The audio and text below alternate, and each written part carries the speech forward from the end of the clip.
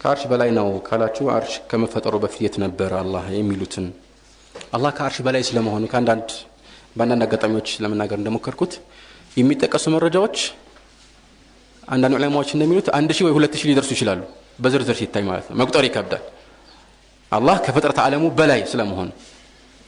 ነገር ግን እነዚህ መጥቀስ ስለሚከብድ አንዳንድ ዑለማዎች በአይነት መደቧቸው መረጃዎቹ በዝተው ማለት ነው ገብቷቸዋል አይደል በአይነት መደቧቸው ለምሳሌ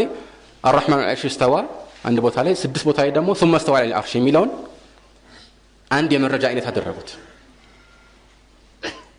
እዚህ ላይ የሚጠቀሱ ጅምብሮች እንዳሉ አቃሉ አብሽሩ መልሶቹ ደግሞ ቅድም እንዳልኳችሁ ነው ይሄ አንድ ነው በሉ في السماء የሚለው አገላለጽ አሚንቱ መን في السماء እንደሚለው في صحيح مسلم حديث معاويه بن الحكم السلمي اين الله ستبال في السماء እንዳላችሁ እንደዚህ አይነት አገላለጾች ደግሞ ارحموا من في الارض يرحمكم من في السماء الا تامنوني وانا امين من في السماء كما في الصحيح الحديث ابي موسى እነዚህ ደግሞ አንድ መረጃ ናቸው አንድ ላይ እናርጋቸው አይደል ሁለት አይነት መረጃዎች አንዳንድ ነገሮች ወደ አላህ እንደሚወጡ ከተነገረ ወደ አላህ ወጣ ከተባለ አላህ ከላይ ነው ማለት ነው አይደለም ኢለይሂ يسعد الكلم الطيب تعرج الملائكه والروح اليه አይደለም አንዳንድ ነገሮች አላህ ወደ ላይ ወደ እሱ እንደሚያነሳቸው برفعه الله اليه ከሱ ዘንድ ደግሞ ወደ ታች እንደሚወርድ تنزيل الكتاب من الله ተግባባን ከአርሽ በላይ እሱ ዘንድ እንደሆነ መጠቆሙ في الصحيح من حديث ابي هريره رسول الله صلى الله عليه وسلم قالوا لما قضى الله الخلق كتب في كتاب فهو عنده فوق العرش ان رحمتي سبقت غضبي فهو عنده فوق العرش قلت لا هي عنديه للام بتالي في لمثال سوره الاعراف مجرش አንቀጽ ምንድነው የሚለው ان الذين عند ربك ማን ናቸው መላእክቶች ናቸው መላእክቶች የት ናቸው ያሉት ወደ አላህ ይቀርባሉ ወደ ሰማይ ላይ ናቸው አይደል ማለት ان الذين عند ربك لا يستكبرون عن عبادته ويسبحونه وله يسجدون ይሄ አንድ አይነት መረጃ ነው ተግባባን እንደዚሁም ካይነቶቹ ማለት ነው አላህ Subhanahu Wa Ta'ala በቁርአን ውስጥ የፊርዓውን ታሪክ ጠቅሶልናል ማን የፊርዓውን ተከታይና ማን የሙሳ ተከታይ መሆኑን እናንተ እንግዲህ ፍረዱ ፊርዓውን ምን አለ يا هامان ابن لي صرحا لعلي أبلغ أسباب السماوات فأطلع إلى إله موسى وإني لأظنه كاذبا تملكت هامان جنبال تلك سجنت هدرجلني أنا يموسى جيت هبك أبي ما يتفلقالو استياله لمن إن السمة وشتام ነው ማን ነው ሸታም ያለው ሙሳን ማለት ነው ሙሳ ወሸታም ስለሆነ እኔ ያረጋግጣለሁ ወሸታምነቱ ላይ ወጥቼ ማለት ነው ሙሳ ወሸታም ያላቻለ ምን ስላሉት ነው ጌታዬ የት ነው ስላሉት ነው ሰማይ ነው እሱስ ምን አለ ወኢኒ ላአظنه ከذب አይደለም ውሸት ነው ብሎ አስተባበለ አይደለም ስለዚህ አላህ ከፍጥሯን ሁሉ በላይ ከአርሽ በላይ መሆኑን ያስተባበለ የፊርዓውን መንገድ ተከትሏል الله ደግሞ ከአርሽ በላይ ነው ያለ ደግሞ የሙሳ መንገድ ተከትሏል فأي الفريقين حق بالأمن إن كنتم تعلمون ليلة مرة رسول الله عليه وسلم ليلة الإسراء والمعراج وريتني ودت ولا لا يودت ولا لا يودت عليه الصلاة والسلام ولا لا يودت هي تأمرنا አይደለም ሰባት ሰማያትን አለፉ ከአላህ ጋር ተነጋገሩ ያለምንም ዋስጣ ሶላት ግዴታ ሆነ ተመለሱ ሙሳ ያንተ ህዝቦች ይሄን አይችሉም እኔ ብዙ ሞክራቸዋለሁ ስለዚህ ተመለስና አስቀንሳላችሁ 50 የነበሩ 5 እስኪያደርጉ እስኪያስቀንሱ ድረስ ተመላለሱ ወደ ላይ ወደ ታች አላህ የት ነው ማለት ነው ከአርሹ በላይ ላይ ነው ማለት ነው ተግባባን ረሱላህ ሰለላሁ ሐዲስ الوداع ላይ اللهم اشهد يعني ينكتها عليهم لا እጃቸውን ላይ እየጠቆሙ ማለት ነው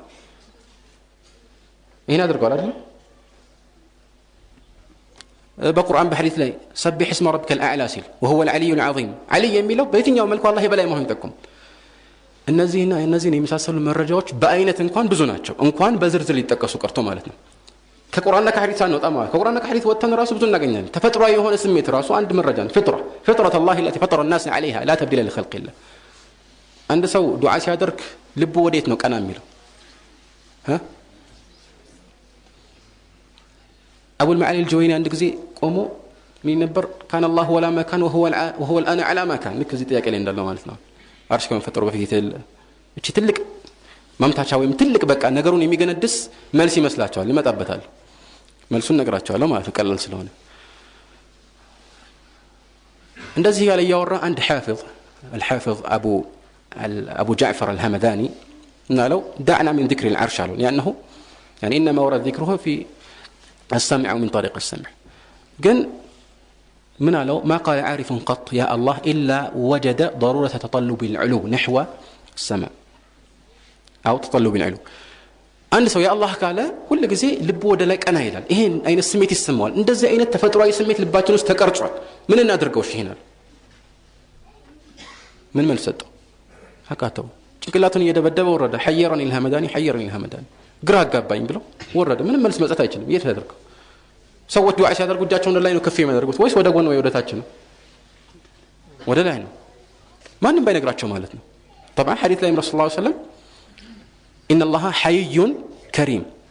يستحي من عبده إذا رفع إليه يديه الجن ودرسو كنسا الله ودا الله مالتنا عندي سو كنسا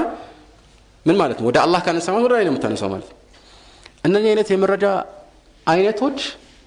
በርካታ ናቸው በአይነት ተዘርዝሮ አያልቁም በእንዲህ አይነት አጭር ጊዜ ግን እያንዳንዱ ደግሞ በእነሱ ላይ የሚነሳ ወጀንብር ጥርጣሬ ወይ ጥያቄ ካለ ከአንድ በላይ በርካታ መልሶች ይሰጥበታቸው ችግር የለም እርግጠኝነቱ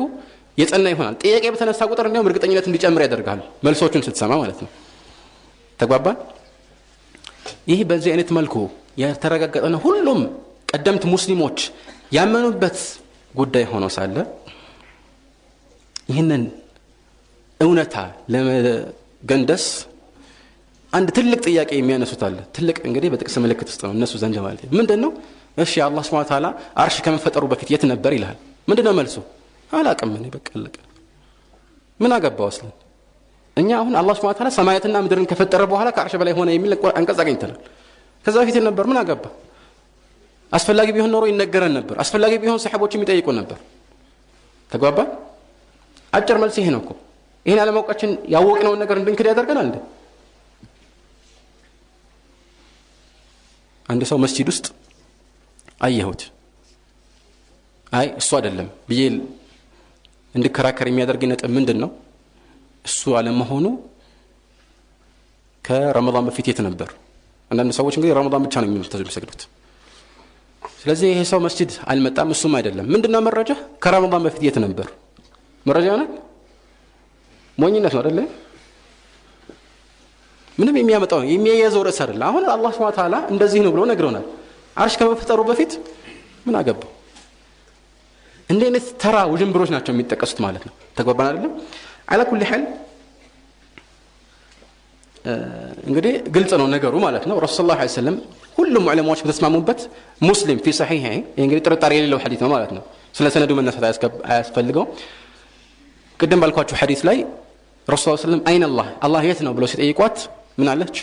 في السماء አለች አይ في العلو المطلق ማለት ነው او على السماء በሰማያት ነው ከላይ ነው አላህ ማለት ነው ግልጽ ነው እኔ ማን ነኝ ሲሉት የአላህ መልእክተኛ አለች እሳቸው ምን አሉ ልብ በል የሰጡትን የምስክርነት ቃል اعتقها فانها ايش مؤمنه ነፃውጣት እሷ ሙእሚን ነች አሉ ይሄን ነው ምን መሰክረው አይደለም